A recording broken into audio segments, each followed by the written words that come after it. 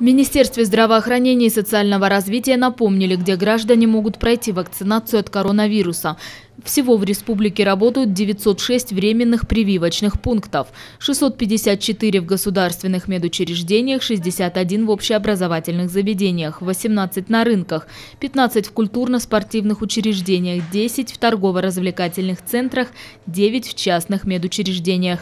Также отмечается, что возможность сделать прививки имеют 139 мобильных бригад. В Бишкеке организованы 72 пункта вакцинации. В медучреждениях, центрах семейной медицины, частных медцентрах, общеобразовательных заведениях, на рынках, в торговых центрах, центрах обслуживания населения, в парке здоровья и аэропорту Манас. Кроме того, работают 14 мобильных бригад при ЦСМ и сформированы выездные бригады для обслуживания коллективных заявок организаций.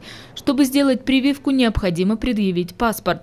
График работы прививочных пунктов следующий. Государственные временные прививочные пункты работают с 8 утра до 23:00, частные медцентры с 8 до 17:00, общеобразовательные учреждения с 9 до 17, торгово-развлекательные центры с 10:30 до 21:30. Культурно-спортивные центры с 9 до 17. Выездные мобильные бригады также работают с 9 утра до 17 часов.